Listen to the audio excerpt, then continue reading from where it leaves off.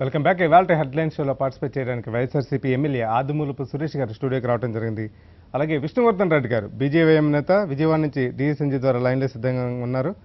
CPM నేత బాబురావు గారు కూడా విజయవాడ నుంచి లైవ్లో సిద్ధంగా ఉన్నారు. ముందుగా సురేష్ గారి దగ్గరికి వెళ్తాం. సురేష్ గారు, మొత్తం మీదకి ఇవాళ శాసన వ్యవస్థ నేరుగా హైకోర్టు న్యాయ వ్యవస్థతో ఘర్షణకి దిగబోతుందా, ప్రభుత్వం వెనకడుగు వేస్తుందా లేదా, లేకపోతే రాజ్యాంగ సంక్షోభాన్ని క్రియేట్ చేసే ఒక కార్యక్రమంలో భాగంగా ముందుకు పోతుందా లేదా అనేది పెద్ద ఎత్తున చర్చ కొనసాగుతుంది. రాజ్యాంగంలో 212 అధికారంలో న్యాయ వ్యవస్థకి ఇచ్చిన పరిమితమైన పాత్ర మేరకు రోజాని అసెంబ్లీలోకి అనుమతించాలంటూ స్పష్టమైన మధ్యంతర ఉత్తర్వులు ఇచ్చినా సరే ఇప్పటివరకు సభలోకి అనుమతించకపోవడం పట్ల న్యాయ నిపుణులు కావచ్చు, రాజ్యాంగవేత్తలు కావచ్చు, అనేక మంది రాజకీయ విశ్లేషణలు కావచ్చు దిగ్భ్రాంతి వ్యక్తం చేస్తున్నారు. రాష్ట్ర చరిత్రలో ఎన్నడూ లేని విధంగా ఇలాంటి విపరిణామం జరగడం పట్ల పెద్ద ఎత్తున విచారం కూడా వ్యక్తం చేస్తున్నారు. దీనిపై ముందుగా మాట్లాడదాం. సురేష్ గారు చెప్పండి, హైకోర్టు ఒక ఆదేశం ఇచ్చిన తర్వాత ఇప్పటివరకు దాన్ని అమలు చేయలేదు సరికదా, తిరిగి మళ్ళీ కోర్టులో డివిజన్ బెంచ్కి అప్పీల్ చేయడం జరిగింది. మొత్తం మీదకి ఒక రకమైన సందిగ్ధ పరిస్థితి కావచ్చు, రెండు వ్యవస్థల మధ్య, రాజ్యాంగంలో రెండు ప్రధాన వ్యవస్థల మధ్య, శాసన వ్యవస్థ మధ్య, న్యాయ వ్యవస్థ మధ్య ఒక ఘర్షణ వాతావరణం సృష్టించే ప్రయత్నాలు జరుగుతున్నాయని ఒక స్పష్టమైన సంకేతాలు బయటకు వస్తున్నాయి. మీ అభిప్రాయం ఏంటి? మీ పార్టీ వ్యూహం ఎలా ఉండిపోతుంది ఈ పరిస్థితుల్లో? ఈరోజు మా అభిప్రాయము, ప్రజల అభిప్రాయం ఒకటి. శాసనసభను వేదికగా తీసుకుని వ్యక్తిగత కక్షలతోటి మరి ఈరోజు ప్రతీకారం తీసుకునే దిశలో ఒక మహిళా శాసనసభ్యురాలని ఏ విధంగా మరి ఇబ్బంది పెడతా ఉన్నారు, ఏ విధంగా అవమానానికి గురి చేస్తూ ఉన్నారు, ఏ విధంగా మరి ఏకపక్షంగా అంటే శాసనసభలో మాకు బలం ఉంది, శాసనసభలో మాకు ఎమ్మెల్యేలు ఉన్నారు కాబట్టి మేము రూల్స్ను ఉల్లంఘన చేస్తాం. మేము రాసుకున్న శాసనసభ చరిత్రలో ఇంతవరకు ఆ రూల్స్ ఏవైతే ఉన్నారో ఆంధ్రప్రదేశ్ ఆవిర్భావం నుంచి అవే రూల్స్ ఫాలో అవుతా ఉన్నాయి. ఆ రూల్స్ను ఉల్లంఘన చేశారు. ఆ ఉల్లంఘన చేస్తూ రాజ్యాంగంలోని అతి ముఖ్యమైన మరి ఆర్టికల్స్ ఏవైతే ఉన్నాయో, సెక్షన్స్ ఏవైతే ఉన్నాయో, ఈ 179 సెక్షన్ అయితేనేమి, మీరు చెప్పినట్టు ఈ సెక్షన్స్ అయితేనేమి, ఇవన్నింటినీ ఉల్లంఘన చేస్తూ కేవలం ఈరోజు ఆ యొక్క అంశం ఏదైతే ఉందో అది శాసనసభ లేకపోతే రాజ్యాంగ మన న్యాయ వ్యవస్థ మధ్యన ఒక పోరాటం అనే దిశలో చిత్రీకరణకు వారు తెరలేపడం జరుగుతూ ఉంది. చాలా దురదృష్టకరం ఇది ఒకసారి గమనించినట్లయితే, పరిణామాలు గమనించినట్లయితే ప్రతిసారి ఇది పదే వాళ్ళ యొక్క బలం ఉంది కాబట్టి మేము ఇష్టానుసారంగా వ్యవహరిస్తామనే తీరు స్పష్టంగా కనపడతా ఉంది. ఎందుకంటే శీతకాల సమావేశాలు మనం తీసుకుంటే ఏవైతే ఈ యొక్క రోజా లేకపోతే గౌరవ సభ్యురాలు రోజా గారు అయితేనేమి, లేకపోతే కొడాలి నాన్నగారు అయితేనేమి, శ్రీధర్ రెడ్డి అయితేనేమి, చెవిరెడ్డి భాస్కర్ రెడ్డి గారు అయితేనేమి, వారి యొక్క ఒక అభ్యంతరకరమైన బిహేవియర్ అని చెప్పి ఏదైతే వాళ్ళు చెప్తా ఉన్నారో, శీతకాల సమావేశంలో హౌస్ అడ్జోన్ జరిగినప్పుడు, హౌస్ అడ్జోన్ వాయిదా పడ్డప్పుడు వారు ముఖ్యంగా ఈ యొక్క కాల్మనీ సెక్స్ ర్యాకెట్ విషయం అయితేనేమి, లేకుంటే కల్తీ మద్యం అయితేనేమి, కొన్ని ప్రధానమైన అంశాలు రాష్ట్రాన్ని కుదిపిస్తున్న సమయంలో మైకులు ఇవ్వాలి ప్రతిపక్ష నాయకునికి, లేకపోతే మేము దాని గురించి మాట్లాడాలి అనే అంశం మీద ఆ రోజు హౌస్ను స్టాల్ చేయడం జరిగింది. ఆ రోజు వెల్లోకి వెళ్ళడం, అది కూడా వాయిదా పడిన తర్వాత, హౌస్ వాయిదా పడిన తర్వాత హౌస్లో జరిగిన పరిణామాలు ఒక హై పవర్ఫుల్ స్పీకర్స్ తోటి దాన్ని క్యాచ్ చేసి అది రికార్డింగ్ చేసి ఈరోజు శాసనసభకు తెలియకుండా లేకపోతే సభాపతికి తెలియకుండా ఆ వాయిస్ అయితేనేమి, ఆ టేప్స్ అయితేనేమి సోషల్ మీడియాలో రిలీజ్ చేసి ఈ విధంగా చేయడం జరిగింది. ప్రజలకు వ్యక్తిగతంగా ఎప్పటికీ చాలా అనుమానాలు, సందేహాలు ఉన్నాయి. మొత్తం ఆ వెల్లోకి వెళ్ళిన తర్వాత కూడా, వాయిదా పడిన తర్వాత కూడా రెండు పక్షాల మధ్య జరిగిన మొత్తం వాగ్యుద్ధం మొత్తం బయటకు వచ్చిందా? లేకపోతే ఎంపిక చేసిన అంశాలు మాత్రం, ఎంపిక చేసి ఎడిటింగ్ చేసిన అంశాలు మాత్రం బయటకు వచ్చాయా అని ఒక రకమైన స్పీకర్ గారు అప్పట్లో ప్రెస్ మీట్ పెట్టినప్పుడు నాకు తెలియకుండా ఈ వీడియో ఎట్లా వచ్చిందో, బయటకు వచ్చిందో నాకు కూడా తెలియదు అని ఒక మాట అని చెప్పడం జరిగింది. చాలా దురదృష్టకరం. అదే మేము చెప్పేది కూడా. ఈరోజు ఒకే అంటే వైఎస్ఆర్సీపీ ప్రతిపక్ష ఎమ్మెల్యేలు మాట్లాడిన టేపులు మాత్రమే, వాయిస్లు మాత్రమే తీసుకొచ్చారు. అది దేనికి సమాధానం ఇస్తూ ఆ యొక్క ఆరోపణలు చేయడం లేకపోతే ఆ యొక్క మాటలు అనడం అనేది అటుపక్క వర్షన్ మాత్రం ఖచ్చితంగా అక్కడ ఆ క్లిప్పింగ్స్లో కనపడలేదు. అందరం అదే అడిగాం. మరి వాళ్ళు ఈ యొక్క అంశాన్ని నివేదించడానికి లేకపోతే ఎంక్వైరీ చేయడానికి ఏదైతే కమిటీ వేశారో, మండలి మన ఉపసభాపతి మన డిప్యూటీ స్పీకర్ గారు మండలి బుద్ధప్రసాద్ గారి నాయకత్వంలో 4 మెంబర్ కమిటీ వేశారు. ఆ 4 మెంబర్ కమిటీలో కేవలం ఒక మెంబరు ఫ్రమ్ వైఎస్ఆర్సీపీ. అంటే అక్కడ కూడా వాళ్ళకే మెజారిటీ ఉంది కదా, కాబట్టి వాళ్ళు ఏకపక్ష నిర్ణయం ఇచ్చారు. ఆ యొక్క రిపోర్ట్ ఏదైతే ఉందో మండలి బుద్ధప్రసాద్ గారి నేతృత్వంలో ఎంక్వైరీ కమిటీ వేశారో ఆ ఎంక్వైరీ కమిటీలో కూడా న్యాయం జరగలేదు. మా సభ్యుడు గౌరవ సభ్యుడు మన శ్రీకాంత్ రెడ్డి గారు స్పష్టంగా రాతపూర్వకంగా చెప్పారు, ఇవి మేము వారు చేసే నిర్ణయాలు అయితేనేమి వాళ్ళు ఇచ్చిన క్లిప్పింగ్స్ అయితేనేమి ఏవి మేము ఒప్పుకోవడానికి లేదు, దీని మీద ఫర్దర్ విచారణ జరగాలని క్లియర్గా చెప్పినా కూడా అది అరణ్యరోధన అయిపోయింది. అదే రిపోర్ట్ను మళ్ళీ ఈరోజు ప్రివిలేజ్ కమిటీలో చర్చించడం జరిగింది. ప్రివిలేజ్ కమిటీలో కూడా ఏం జరిగింది, ప్రివిలేజ్ కమిటీలో కూడా 7 మంది సభ్యులు ఉన్నారు. ఆ 7 మంది సభ్యుల్లో అంటే చైర్మన్ కలుపుకొని కేవలం 2 ప్రతిపక్షం నుంచి వచ్చిన వాళ్ళు ఉన్నారు. ఎవరు జ్యోతుల్లో ఎవరైతేనేమి లేకపోతే పెద్దిరెడ్డి రామచంద్రారెడ్డి గారు అయితేనేమి 2 ఉన్నారు మా దగ్గర నుంచి. అక్కడ కూడా ఏకపక్షంగా మరి నిర్ణయం తీసుకోవడం జరిగింది. ఈ రోజు అదే రిపోర్ట్ను ఆ ప్రివిలేజ్ కమిటీ రిపోర్ట్ని ఇక్కడ చర్చలోకి పెడతామన్నారు. ఇది ఎంతవరకు సమంజసం అంటే కేవలం మేము అధికారంలో ఉన్నాం కాబట్టి ఏదైనా మేము ఉల్లంఘన చేస్తామంటారు. అంటే ఎన్ని ఉల్లంఘనలు ఇప్పుడు రోజా గారి సస్పెన్షన్ కూడా 340 సెక్షన్లో చాలా స్పష్టంగా కనపడతా ఉంది.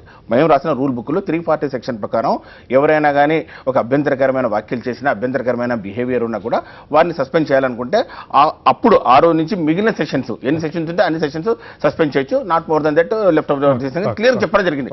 అది ఉల్లంఘన చేశారు. ఆ సెక్షన్ ప్రకారం 1 year చేయడానికి లేదు. నంబర్ 2 ఈ రోజు ఏదైతే మేము అవిశ్వాస తీర్మానం పెట్టామో మరి ప్రభుత్వం మీద పెట్టిన తర్వాత మరుసటి రోజు మళ్ళీ మేము సభాపతి మీద కూడా తీర్మానం ఇవ్వడం జరిగింది. ఆ తీర్మానం ఇచ్చిన తర్వాత 14 రోజుల వ్యవధి తర్వాత అది మోషన్ టేకప్ చేసింది. 10 రోజుల లోపల చర్చ జరగాల. అది ఏదైతే ఉందో ఆ 14 రోజుల తర్వాత చర్చ జరగాలనేది అది సెక్షన్ 71D కింద అది ఆ తీర్మానం 14 రోజుల తర్వాత జరగాలి. లేదు 14 రోజులే అవసరం మేము ఇప్పుడే చేస్తాం. ఎందుకంటే మాకు వాళ్ళని అపోజిషన్ బలమైన అపోజిషన్ అండి. ఈరోజు ఈ యొక్క దేశ చరిత్రలో బహుశా ఆంధ్రప్రదేశ్ శాసనసభలో ఉన్న ప్రతిపక్షం ఇంత కన్నా బలమైన ప్రతిపక్షం ఎక్కడ లేదు. అంటే మాకు వాళ్లకు కేవలం 1.8% ఓట్ల తేడా అంతే. అంటే 5 లక్షల ఓట్ల తేడా.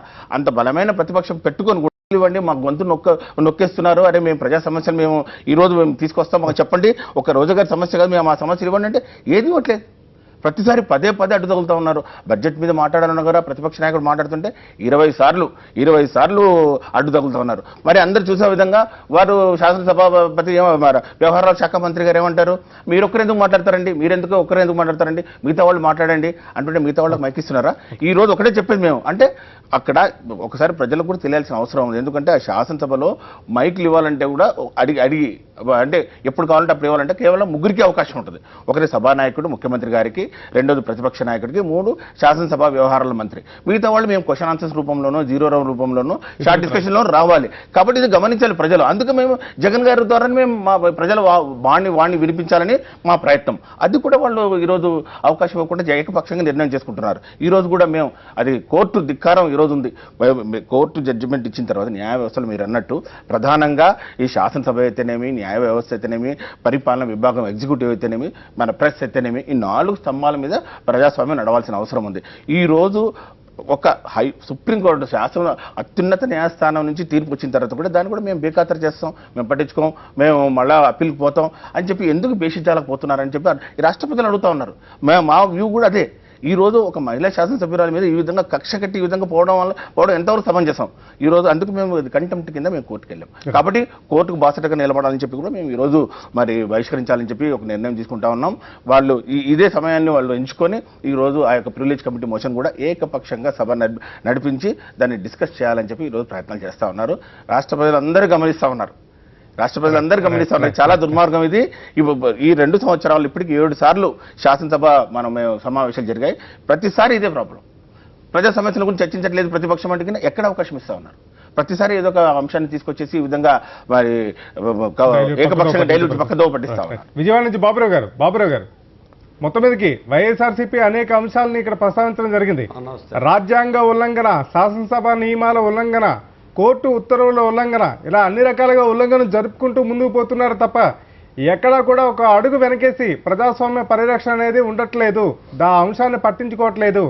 నిర్ణయాల్లో ఏకపక్ష ధోరణి ఉంది, నిరంకుశ ధోరణి ఉంది. ఇది వాళ్ళ వాదన. మీరు ఎలా విశ్లేషిస్తారండి జరుగుతున్న పరిణామాలన్నీ కూడా? ఇవాళ కోర్టులో కూడా విచారణ ఉంది. అవునండి, ఇవి న్యాయ వ్యవస్థకు సంబంధించి లేకపోతే చట్ట వ్యవస్థకు సంబంధించిన వివాదము, లేదు 2 ప్రతిపక్ష పార్టీలకు సంబంధించి అధికార పార్టీల మధ్య ఉన్నటువంటి సమస్యగానో, లేదు ఒక సాంకేతిక పరమైనటువంటి అంశం కింద చూడటమే పరిమితం మంచిది కాదు. రాష్ట్రంలో ఈ రోజున ఒక శాసనసభ జరుగుతున్నప్పుడు రాష్ట్రంలో ఉన్నటువంటి ప్రజలందరూ తమ సమస్యలకు ఒక పరిష్కారం ఈ చట్టసభల ద్వారా దొరకాలని, అలాగే ప్రభుత్వం యొక్క పనితీరులో ఉన్న లోపాలని శాసనసభల ద్వారా ఎత్తి చూపి వాటిని సరిదిద్దాలని ప్రజలు కోరుకుంటారు. ఈరోజు రాష్ట్రంలో చూస్తే బడ్జెట్ అనగానే చాలా ముఖ్యమైనది బడ్జెట్ సమావేశాలు. ఇప్పటికే అంకెలకి వాస్తవాలకి సంబంధం లేకుండా పోతూ ఉంది. ఎస్సీ ఎస్టీ సప్లాన్లో కోతలు పడినాయి, ప్రణాళికేతర వ్యయంలో కోతలు పడినాయి. ఇదే కాదు, రైతు రుణమాఫీ కానీ, డ్వాక్రా రుణమాఫీ కానీ, అట్లాగే ఈ రోజుల రైతుల యొక్క ఆత్మహత్యలకు సంబంధించిన విషయాలు కానీ, అంగన్వాడీ ఆశా కార్మికుల యొక్క వేతనాలు, వాళ్ళ ఆందోళనలు, ఇలా మొత్తం ప్రతి వర్గము ప్రతి తరగతి వాళ్ళ సమస్యల పరిష్కారం కాకపోవడం వలన తీవ్రమైన ఆందోళనలో ఉన్నారు. కనీసం శాసనసభలోనైనా ప్రజాభిప్రాయాన్ని ప్రతిబింబించేటువంటి అవకాశం పాలకపక్షం ఇవ్వాలి. కానీ గత తెలుగుదేశం పరిపాలనలో చూస్తే ఏదో ఒక విధంగా ప్రజల యొక్క నిరసనని అడ్డుకోవటం, ప్రతిపక్షాలను అడ్డుకోవటం, తద్వారా తమ యొక్క అధికారాన్ని పటిష్టం చేసుకోవటం అనే ఎజెండాతోనే నడుస్తోంది. ఇందులో భాగంగానే వాళ్ళు తీసుకునే చర్యలన్నీ చట్టసభల లోపల బయట అన్నీ కూడా అదే చర్యలు జరుగుతూ ఉన్నాయి. ఇప్పుడు చట్టసభల్లో మాట్లాడినట్లేదు, శాసనసభలో ప్రతిపక్షాలు మాట్లాడినవ్వట్లేదు. అలాగే ప్రభుత్వం యొక్క మరొక ఉద్దేశం ఏంటంటే ప్రధాన ప్రజా సమస్యల నుంచి దృష్టి మళ్లించాలి. ప్రధాన ప్రజా సమస్యల మీద చర్చ జరుగుతూ ఉంటే ప్రభుత్వం యొక్క బండారం ఏంటో బట్టబయలవుతుంది. కాబట్టి అసలు విషయాలు మరుగుపరచాలంటే ఏదో ఒక వివాదాన్ని రెచ్చగొట్టడం, ప్రతిపక్షాన్ని కూడా వివాదాల్లోకి తీసుకురావటం, తద్వారా శాసనసభలో ప్రజా సమస్యల్ని పక్కదారి పట్టించే ఎత్తుగడ ప్రభుత్వం చేస్తూ ఉంది. మరొక విధంగా చెప్పాలంటే శాసనసభ లోపల గొంతు నొక్కడమే కాకుండా శాసనసభ బయట కూడా నిరసన వ్యక్తం చేసే ప్రతి ఒక్కరిని నిరంకుశత్వంగా ప్రభుత్వం అణిచివేస్తోంది. అంగన్వాడీ కార్మికులు ఆందోళన చేస్తే వాళ్ళ మీద కేసులు పెడతారు, ఉద్యోగాల నుంచి తీసేస్తామని బెదిరిస్తారు. నిన్నగాక మొన్న ఆశా కార్మికులు మాకు కనీసం వేతనం లేదు, వేతనం ఇవ్వండి అని అడిగితే మహిళలను చూడకుండా వాళ్ళ మీద దౌర్జన్యం చేశారు. బలవంతపు భూసేకరణ వద్దని వాళ్ళు ఆందోళన చేస్తారంటే అక్రమంగా అరెస్టులు చేయడం చూస్తూ ఉన్నాం. కనీసం ఈ రకమైనటువంటి ప్రతిపక్షానికే కాదు, ప్రజల గొంతు కూడా ప్రభుత్వం నొక్కుతూ ఉంది. మరొక వైపున ప్రతిపక్షంలో ఉన్న వాళ్ళని డబ్బు పెట్టి కొనుగోలు చేయటం ద్వారా ఎమ్మెల్యేలని బలపరుచుకునే ప్రయత్నం ఇది ఇక్కడ జరుగుతోంది, ఉత్తరాంచల్లో జరుగుతున్నాయి. ఇవన్నీ కూడా వాళ్ళు చూస్తూ ఉన్నాం. కాబట్టి ఇటువంటి నేపథ్యంలో చూసుకున్నప్పుడు ఇదేదో ఒక శాసనసభలో సాంకేతిక పరమైనటువంటి అంశమో, ప్రివిలేజ్ కమిటీకి సంబంధించిన విషయమో, స్పీకర్ గారి నిర్ణయానికి సంబంధించిన విషయంగానే చూడటానికి వీలేదు. రాష్ట్ర ప్రభుత్వం యొక్క ధోరణి ఒక నిరంకుశ ధోరణితో ఉంది, ప్రజలని ప్రతిపక్షాలని అణిచివేసే ధోరణితో కనపడతా ఉంది. ఇది మంచి పరిణామం కాదు. మీకేదో అధికారం ఉంది కదా అని చెప్పి మీరు తాత్కాలికంగా నడుపుకోవచ్చు, కానీ అసెంబ్లీలో ప్రతిపక్షాలు గొంతు నొక్కచ్చు. కానీ ప్రజా సమస్యలకు పరిష్కారం చూడకపోతే ప్రజల యొక్క నిరసన మీరు అడ్డుకోవటం అనేది సాధ్యమయ్యే విషయం కాదు. దీని నుంచైనా గుణపాఠం నేర్చుకోవటం మంచిది. ఇప్పటికైనా ప్రభుత్వానికి విజ్ఞత ఉంటే కోర్టు ఆదేశాలు ఇచ్చిన తర్వాతైనా దాన్ని పాటించి తమ గౌరవం నిలుపుకోవటం మంచిది.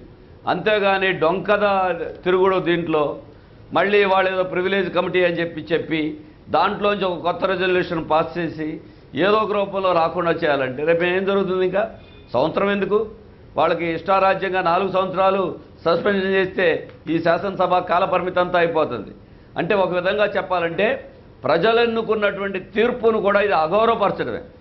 ఎందుకంటే మీకు అధికారంలో ఉండమని ఇచ్చారు, కొంతమందిని ప్రతిపక్షంలో ఉండమని ఇచ్చారు. మరి ఆ ప్రతిపక్షంలో ఉన్న వాళ్ళు ప్రజా సమస్యలు లేవనెత్తమంది ప్రజలు ఇచ్చారు.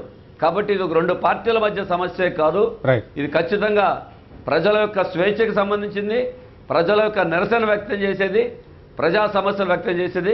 దీనివల్లనే చట్టసభల మీద గౌరవం లేకుండా పోతా ఉంది, చట్టసభల మీద ప్రజలకు ఉండే విశ్వాసం కూడా పోతా ఉంది. ఇది మన ప్రజాస్వామ్య వ్యవస్థకు కూడా మంచి పరిణామం కాదు. వీటి మీద పాలకపక్షం పునరాలోచన చేసి సరిదిద్దుకోవాలి. కానీ వాళ్ళ తీరు చూస్తే మాత్రం అలా కనపట్లేదు. హైకోర్టు మధ్యంతర ఉత్తర్వులను అమలు చేయకపోవడాన్ని ఎలా చూడాలంటారండి?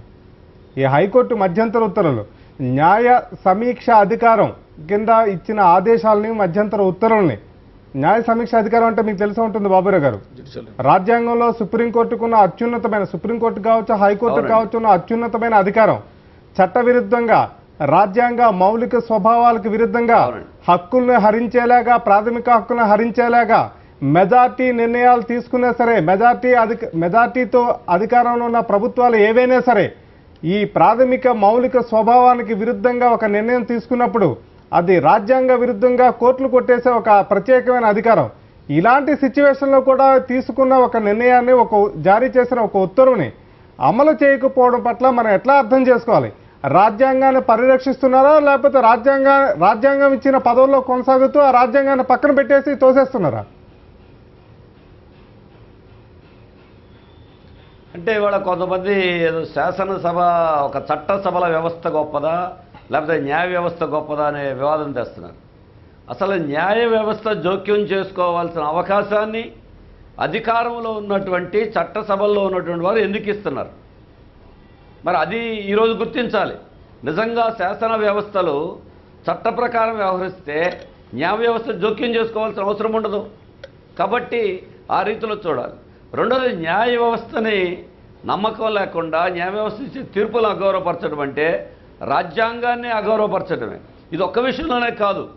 గతంలో హైకోర్టులు కానీ సుప్రీంకోర్టులు కానీ చేసిన వ్యాఖ్యలు చూస్తే, అగ్రిగోల్డ్ బాధితుల విషయంలో ప్రభుత్వం తప్పు చేస్తూ ఉంది, యాజమాన్యాలతో కుమ్మక్కవుతూ ఉంది, అవసరమైతే మేము విచారణ అధికారులు జైలుకి పంపాల్సి వస్తుందని హైకోర్టు చాలా తీవ్రమైనటువంటి వ్యాఖ్యలు చేసింది. అలాగే రైతుల ఆత్మహత్యల విషయంలో కానీ, ఈరోజు జరుగుతున్నటువంటి రోడ్డు ప్రమాదాల విషయంలో కానీ ప్రతి అంశంలోనూ కోర్టు మొట్టికాయలు వేస్తూ ఉంది. అయినా ప్రభుత్వానికి ఏమీ చెమకుట్టినట్టు కనపట్లేదు. కాబట్టి న్యాయ వ్యవస్థ ఈ రకమైనటువంటి ప్రభుత్వం తమ యొక్క బాధ్యతల నిర్వహణలో వైఫల్యం చెందుతున్నప్పుడు, చట్టాలను ధిక్కరిస్తున్నప్పుడు ఖచ్చితంగా ఇటువంటి న్యాయ వ్యవస్థ యొక్క ఈ రోజున అవసరం కనబడుతుంది. న్యాయ వ్యవస్థలకి చట్టసభలకి మధ్య వివాదం రాకుండా చట్ట ప్రకారం నడవాల్సిన బాధ్యత కూడా ఈ రోజున పాలకపక్షానికి ఉంది. కాబట్టి ఇదేదో ఏ వ్యవస్థ గొప్పదనే వివాదం కాదు. అంతిమంగా ప్రజలు గొప్పవాళ్ళు, ప్రజల ప్రయోజనాలు కాపాడటం అనేది చాలా ముఖ్యం. దానికోసం మనం ఇవన్నీ చూడాల్సిన బాధ్యత మాత్రం ఉంటుంది. ప్రభుత్వం చట్టసభలనే కాదు, ప్రజాస్వామ్యాన్నే కాదు, న్యాయ వ్యవస్థని, రాజ్యాంగ వ్యవస్థలను కూడా పూర్తిగా నిర్వీర్యం చేసి వాటిల్ని ఉన్నటువంటి ఔన్నత్యాన్ని దెబ్బతీసే రీతిలో రాజ్యాంగ విరుద్ధంగా ఈ ప్రభుత్వం వ్యవహరిస్తుందంటే ఎటువంటి సందేహం లేదు. రైట్ కాసేపు బ్రేక్ తీసుకున్నా, బ్రేక్ తర్వాత హెడ్లైన్ షో కొనసాగుతుంది.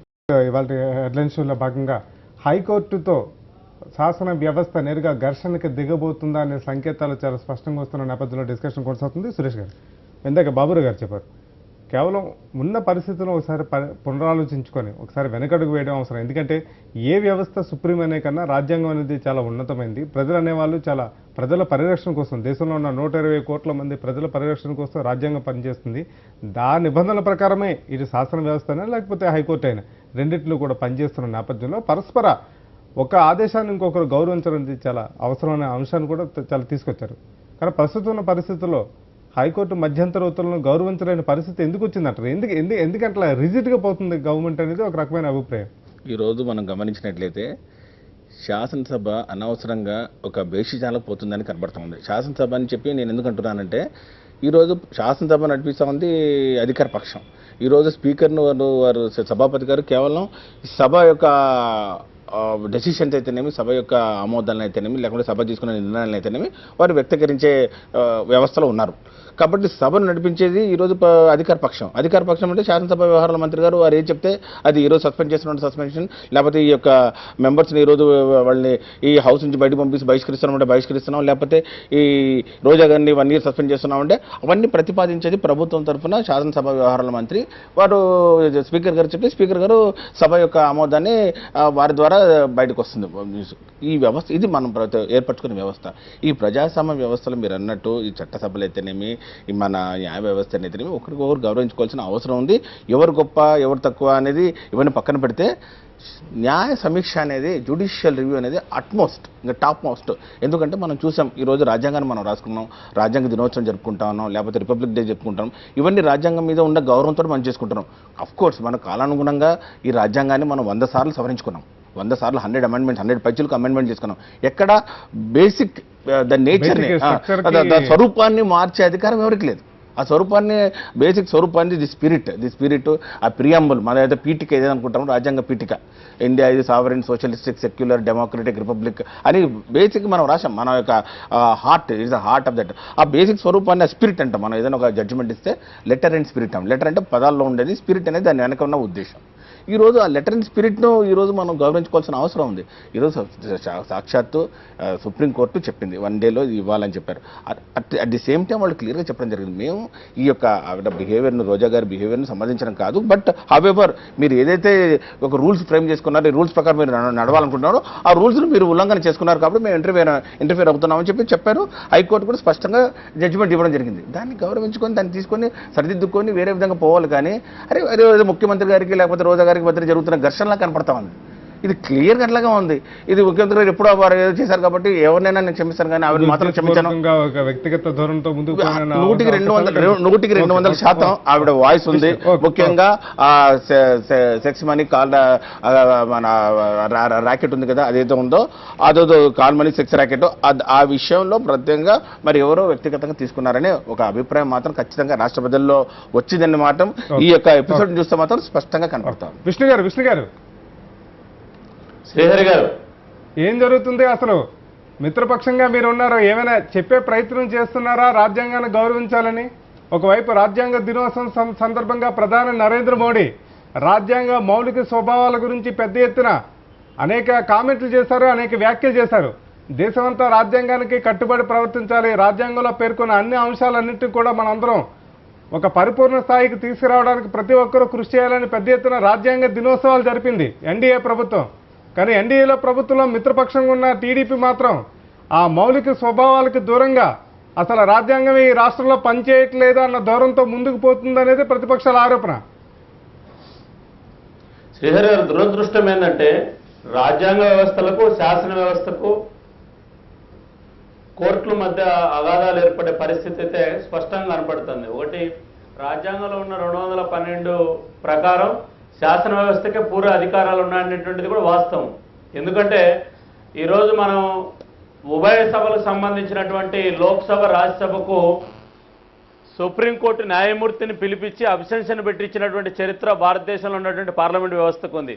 ఇదే సందర్భంలోనే అసెంబ్లీ రూల్స్ ప్రకారం సెక్షన్ 340 శాసనసభ వ్యవహారాలు శాసనసభ నిర్వహణ సంబంధించి కూడా అధికార పార్టీ కానీ ప్రతిపక్ష పార్టీ కానీ సభ్యుల హక్కులు కానీ లేదా సస్పెన్షన్ మీద ఒక చట్టం మనం రాసుకున్నాం.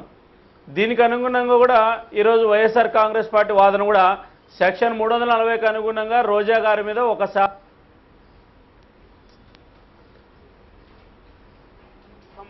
పార్టీ చెప్తుంది, రాజ్యాంగానికి సంబంధించి 212ను మీరు చట్టాన్ని చెదిలే తీసుకుంటారా అని చెప్పి అధికార పార్టీ వాళ్ళ హక్కులు మాట్లాడుతుంది. సమస్య అంతా ఏంటంటే రోజు రోజా పంచాయతీ ఉండకూడదు. ఈరోజు ప్రతిపక్ష పార్టీ కానీ అధికార పార్టీ కానీ ఈరోజు ఒక మెట్టు దిగి ఈ సమస్యకు ముగింపు పలకాల్సినటువంటి అవసరం అయితే ఉంది. ఈరోజు 7 సార్లు శాసనసభ సమావేశాలు అయినాయి 19 మాసాల్లో. మనం ఘర్షణ వైఖరి తప్ప మరో సమస్య మనం చూడలేదు. రెండోది, ఈ 2016, 2017 5 కోట్ల మందికి సంబంధించినటువంటి బడ్జెట్ సమావేశాలు ప్రారంభం నుంచి ఈ రోజు వరకు చూస్తే ఏదో ఒక రకమైనటువంటి ఘర్షణపూరితమైన వాతావరణంతో వైరుపక్షాలు ఇద్దరు కూడా ప్రజా సమస్యలు గాలికి వదిలేస్తున్నారు. నా ఉద్దేశం ఒక్కటే, ఈ రోజైనా సరే వైఎస్ఆర్ కాంగ్రెస్ పార్టీ అధికార తెలుగుదేశం పార్టీ స్పీకర్ మీద విమర్శలు లేకపోతే సపోర్ట్ చేసే అంశాన్ని పక్కన పెట్టి స్పీకర్ కూడా పెద్దన్న పాత్ర పోషించి దీనికి ఒక గౌరవప్రదమైనటువంటి ముగింపు పలకాల్సినటువంటి అవసరం ఉంది. దీన్ని మళ్ళా కోర్టుకు పోయి లేకపోతే మళ్ళా దీన్ని చట్టాల్లో ఉన్నటువంటి లొసుగులను ఉపయోగించుకొని ఈరోజు మళ్ళీ దీనికి సంబంధించినటువంటి అంశం మీద చర్చ జరిగితే ఖచ్చితంగా ఈరోజు ప్రజలు శాసన వ్యవస్థను అసహించుకునే పరిస్థితిలో ఉన్నారు. కాబట్టి దీంట్లో ఎవరు ఏం తక్కువ లేదు, అధికార పార్టీ తక్కువ లేదు, ప్రతిపక్ష పార్టీ కూడా తక్కువ లేదు. ఒకటి ఈ రోజాకు సంబంధించినటువంటి సమస్య ఇది ఒక చిన్న సమస్య. ఇది ఆ ఒక్క సమస్యను ప్రతిపక్ష పార్టీ కూడా మొత్తం శాసనసభ బడ్జెట్ సమావేశాలకు అంతా కూడా కలిపేసి ప్రభుత్వాన్ని ఇరుకున పెట్టి అవకాశం కూడా వైఎస్ఆర్ కాంగ్రెస్ పార్టీ కోల్పోతుందని చెప్పి నేను భావిస్తున్నా. అదే సందర్భంలో అధికార పార్టీ కూడా రోజా గారి మీద ఏదో వ్యక్తిగతమైనటువంటి కక్షతోటి లేకపోతే రోజా శాసనసభలోకి వస్తే ఏమో అయిపోతుంది అనేటువంటి ఆలోచనకు పోతున్నట్టుంది. కాబట్టి ఇప్పటికైనా సరే ఈ సమస్య రోజా సమస్య ఒక సభ్యురాలు శాసనసభ హక్కులు లేదా శాసనసభలో సభ్యురాల హక్కులు దీనిలో సంబంధించిన అంశమే. ఇది 5 కోట్ల మంది రాష్ట్ర ప్రజల సమస్య కానే కాదు, కాబోదు కూడా. కాబట్టి ఈ రోజైనా సరే దీనికి ఒక గౌరవప్రదమైనటువంటి ముగింపు పలకాల్సినటువంటి అవసరం ఉంది. స్పీకర్ను కూడా ఈ వివాదంలోకి లేకుండా స్పీకర్ కూడా కొంచెం పెద్దన్న పాత్రతో వైరుపక్షాలు ఇద్దరిని కూర్చోబెట్టి ఈ సమస్యకు ముగింపు పలకాలి. శాసనసభలో జరిగేటువంటి అంశాలు ఏం నిర్ణయించబోతున్నారనేటువంటిది కూడా ఇది పత్రికల్లో వస్తున్నాయి. ఇది దురదృష్టకరమైనటువంటి పరిణామం.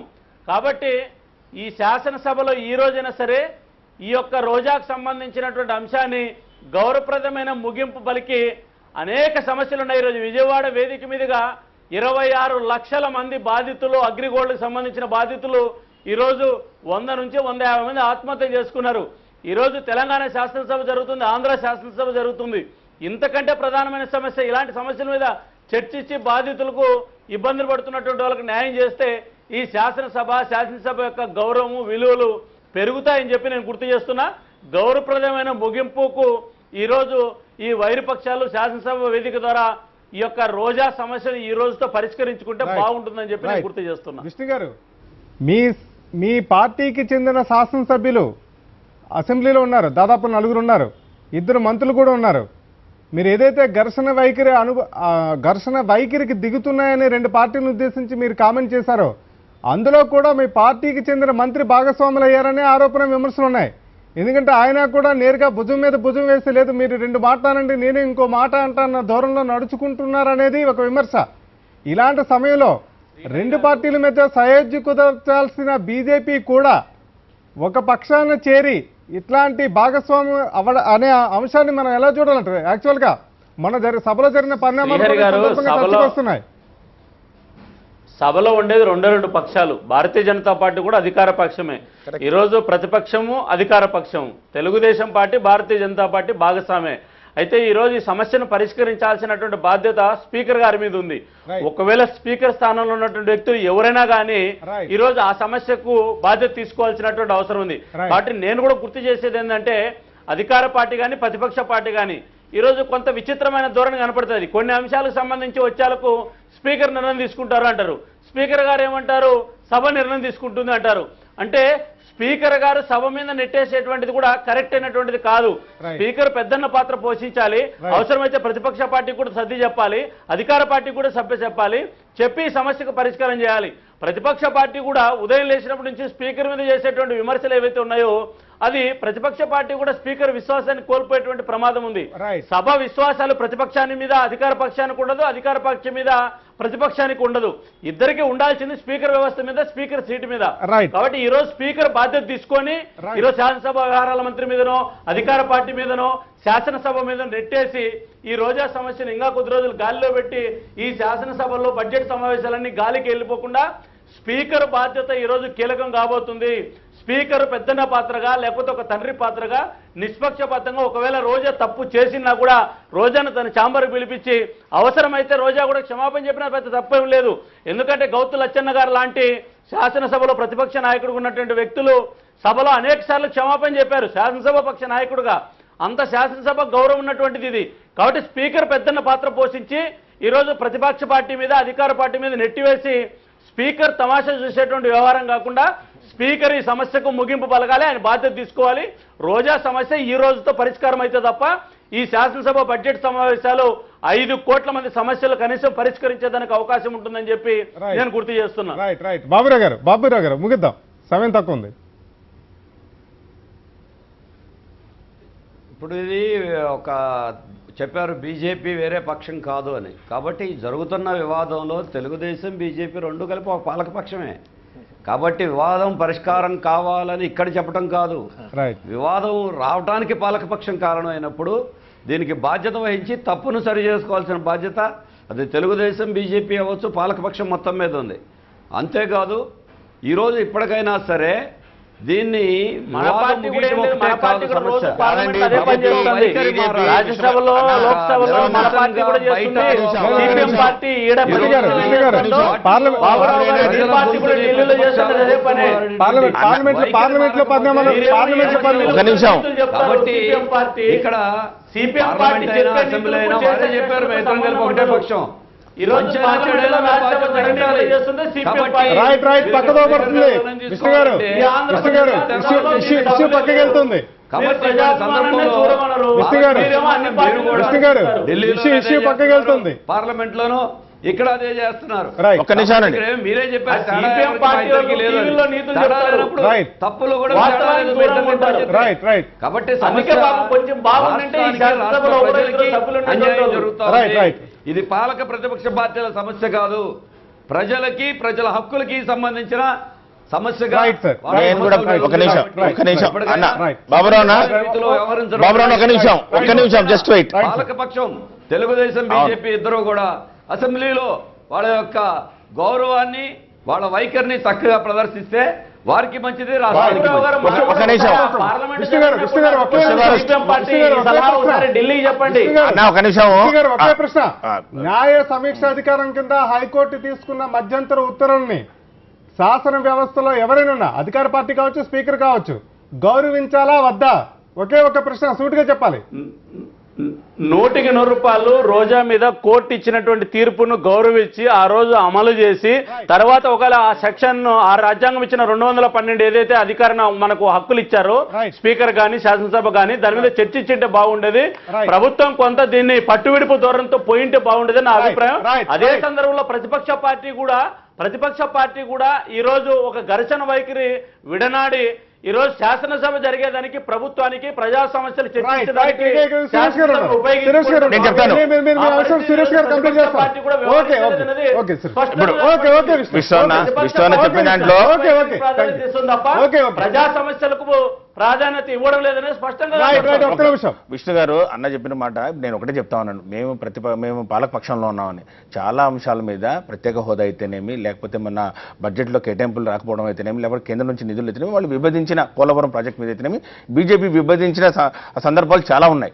ఈ రోజు వాళ్ళు ఏదో ఒక స్టాండ్ తీసుకోవాల్సిన అవసరం ఈ రోజు వాళ్ళు చెప్తున్నప్పుడు, ఈ రోజు విష్ణు ఎంత క్లియర్గా చెప్తా ఉన్నారంటే ఖచ్చితంగా పాలక పక్షం ఒక మెట్టు దిగొచ్చి రోజాను మరి తీసుకొచ్చి ఈ సమస్యను దీనికి ఒక ముగింపు పలకాలని, లేకపోతే స్పీకర్ గారు మరి వారి ఛాంబర్కు పిలిపించుకొని దీన్ని పరిష్కారం చేయాలని చెప్పి చాలా చక్కగా చెప్తా ఉన్నారు. ఈరోజు నేను శాసనసభ్యునిగా స్పీకర్ మీద ఈరోజు పబ్లిక్ వేదికల మీద మాట్లాడడానికి ప్రోటోకాల్ అడ్డం వస్తుంది. కానీ ఖచ్చితంగా ఒకటి మాత్రం చెప్పగలం, స్పీకర్ గారి స్థానంలో ఎవరున్నా కూడా ఈ ముఖ్యంగా బీజేపీ ఏదైతే ఈరోజు ఇంత స్పష్టంగా చెప్తుందో వాళ్ళు ఖచ్చితంగా వాళ్ళ గొంతు ఎత్తాల్సిన అవసరం సమయం వచ్చింది. ఎందుకంటే ఇది అందరి సమస్య, ఇది కేవలం ప్రతిపక్షమో పాలకపక్షమో లేకపోతే అదే అందరికీ అసెంబ్లీ. కాబట్టి 5 కోట్ల మంది చూస్తా ఉన్నారు, బడ్జెట్ సమావేశాలు జరుగుతూ ఉన్నాయి. కేవలం ఈ యొక్క బడ్జెట్ మీద చర్చను తగ్గించాలని, లేకపోతే ఇది తూతు మంత్రంగా ఈ సమావేశం జరిగిన పద్ధతి కూడా చూస్తే కేవలం 20 రోజులు 25 రోజులు సమావేశాలు జరుపుతా ఉన్నారు. కాబట్టి ఏదో ఉన్న రోజుల్లో కూడా దీన్ని టాపిక్ డైవర్ట్ చేసి ప్రజా సమస్యల నుంచి పక్కదోని పెట్టించి సభను ముగించుకొని వెళ్ళిపోవాలని ధోరణిలో ఉన్నారు. కాబట్టి బీజేపీ ఇప్పటికైనా కూడా ఖచ్చితంగా మేము పాలకపక్షంలో భాగం కాకుండా తమ్ముడైనా ధర్మం చెప్పాలన్నారు. తమ్ముడైనా ధర్మం చెప్పాలి. కాబట్టి వాళ్ళు ఉన్నా కూడా ఇప్పుడు అన్నకు వాళ్ళు ధర్మం చెప్పాలి. కాబట్టి వాళ్ళు ఈ విషయం మీద ఖచ్చితంగా వాళ్ళ స్పష్టమైన వైఖరి చెప్పాలి. ప్రివిలేజ్ కమిటీలో అయితే వైఎస్ఆర్ కాంగ్రెస్ పార్టీ కూడా ఈ రోజు శాసనసభ బయట గొడవ మానేసి వాళ్ళు వాయిస్ చెప్తున్నారు, ఆ వాయిస్ కమిటీలో కూడా చెప్పాల్సిన అవసరం. శాసనసభ లోపలికే పోరు ప్రతిపక్ష పార్టీ కూడా, శాసనసభ బయట ఉండకోకుండా శాసనసభ లోపలికి పోయి మాట్లాడండి. ఈ రోజు శాసనసభలో నిలదీయండి. శాసనసభ వేదిక మీద